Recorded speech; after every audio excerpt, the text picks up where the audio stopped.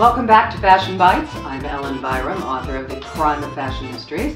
Today I have the distinct pleasure of speaking with Lila Steele, who is married to Bromley Steele. I recently interviewed him about being a closet dandy, which we learned was straight men who love to dress up and love good clothes. So I want to know what every woman is thinking right now. What's it like to be married to a guy who is really interested in clothing, in fine clothing? Is it difficult? Well, I don't find it difficult, but it's nice to be able to go anywhere you want and he will always have something appropriate to wear. That must be lovely. It's although my husband always looks good too, or reasonably good. But it's different in that I don't have to tell him what to do, as instruct him as many women have to. In fact, he's been more of a help to me in developing a sense of style and individuality. Oh, that's wonderful. Well, I guess he kind of leads by example. And I do have something to add. Although he invests a lot of money in his clothes, they last forever because they're well made. He still has jackets that he got 20, 25 years ago. And so if you look at it in the long run, good clothes and good shoes are a good investment. Not that women's shoes are made as a higher quality as men's. He can get better quality things than I can. Absolutely. As far as durability and sizes, I don't know why they don't make women's blouses the way they make men's shirts with different sleeve lengths. Oh, that would be a miracle, wouldn't it? Yeah. I would like to see them so they didn't gap open. Yes. And actually made for a woman's figure, but that is probably a different video, a different fashion bite of my personal pet peeves. Yeah. But it is odd to have a husband that has more shoes than I do. On the other hand, he can't complain if I spend a little money now and then, can he? That's wonderful. So, do you fight over closet space? No, but we did have to just take up enough space when we fixed up our house. We live in an old grist mill that was already converted somewhat into a house, but we made our whole third floor, half of it our bedroom and half of it a library. And a good deal of the space in the bedroom we just devoted to closets to start with, because we knew we were going to need them. Oh, that is such a smart idea. Well, before that, we did have problems just not having enough space. But over the years, of course, thank goodness, as we acquired more, we were able to afford a bigger place to live because it was necessary. And you said that you've learned from him. So what are some of the things that you have learned from Bromley about style and about your developing your own distinct style? Well, I think the first thing is that it's really better to just have, if you have to have fewer outfits but have them higher quality, that it's really worth it. And also, I got interested in vintage clothes because they have a lot better style. Right. I couldn't find a woman's equivalent of what he could get. Absolutely. And as you all know, vintage is one of my absolute loves. I adore vintage. And I have found, personally, that vintage will fit me better. So, well, I have trouble finding things that are large enough. It seems like everything I find is tiny, but once in a while I find something good. But a lot of people have discovered it. What I have on now is a Laura Ashley dress, and I used to get these things for $35, $45, maybe $50. And you look on eBay now, I don't know if they're actually getting it, but they're labeled at $250. Wow. And some of them $300. And that's more than the original price was. Yes. So it's an investment piece, I guess, now. Well, I guess. I can't afford them anymore. I take such careful care of them. Right. I think it would be cheaper when one wears out to send it to Hong Kong and get it copied than to buy another one. I actually did that with one business-like jumper that I found that I really liked because I work as a lawyer and I need a lot of business attire. Right. And when I found it, it was Bromley that told me I could even do this. I didn't realize it. That's another thing I learned from him. We sent it to Hong Kong and they had 2 copies made. Oh, that's amazing. If it fits you, Right. it makes a difference. And some people can they happen to be a standard size. Mm-hmm. Although Right. I think men's clothing also is more standardized in size than women's. Because That you may can be get true. the same size number, and sometimes it runs smaller, sometimes it runs bigger, sometimes...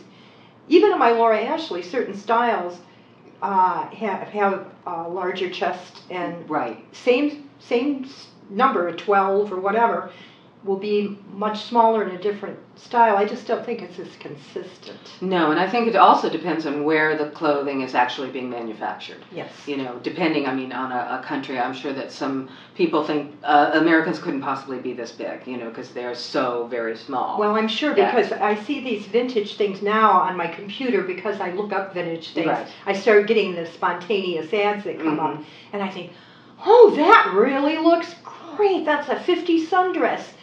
And it comes in small, medium, large, and extra large, and the extra large they give the size equivalent is a 10. It's difficult, and I think that, you know, we don't always have the same vocabulary, we don't always have the same definitions for vocabulary, but speaking of your profession as an attorney, do you find specific style challenges with being an attorney? And obviously, let's talk about television. I hated Ally McBeal. Is that what the name? I called it Ally McStupid. I'm sorry. And you know, they were wearing mini skirts and low cut blouses, and I just think that's wrong. Well, I don't think it's effective. Mm-hmm. Unless you just want to have an affair with the judge or another attorney. Right. But if you want to win your case.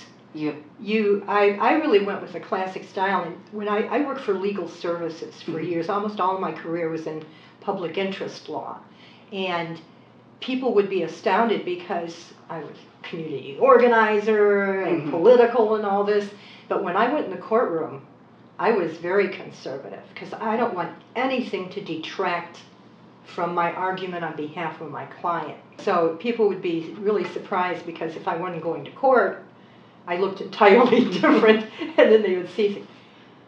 Now, in terms of reality, as opposed to TV and the law shows and the forensic shows where they don't wear hazard suits and all that crazy stuff, did you find other female attorneys dressing the same way, or were some dressed inappropriately? Oh, some of them are dressed inappropriately, and I just wonder what they're thinking. I've seen them go into court in very, very short skirts. Now, it used to be, I mean, really, the women even had to have like the little tie substitute, which was the little John, a little bow thing you put on, you know, with your suits, Yes. and it's loosened up a little bit. I can get away with a lot. If I have a nice dress and I can put a jacket on with it, I don't have to wear a suit every day. Right. But I do put a jacket on. I don't have to wear heels anymore, thank goodness, because if you're standing up a lot, it would get tiring. That's hard. So it's, you know, it's not as conservative and strict as it used to be. Do you have a palette that you stick to as far as in court? Are there colors you would avoid? For I instance? wouldn't go in a bright color. Mm-hmm. Again, I don't want, the attention's not supposed to be on me. Right. The attention is supposed to be on the argument. Exactly. You should be thinking about what we're saying, the point we're trying to make, and anything that distracts from that, I think makes me less effective. In a future episode, I'm going to talk about what not to wear to court, because I have developed friendship with a woman who is a former judge, and she has told me some absolutely hair-raising things about how people comport themselves in court. And this is just a preview. Don't wear curlers in your hair. What is more important than a court appearance? And wearing sponge rollers in your hair is... I've never seen it that bad.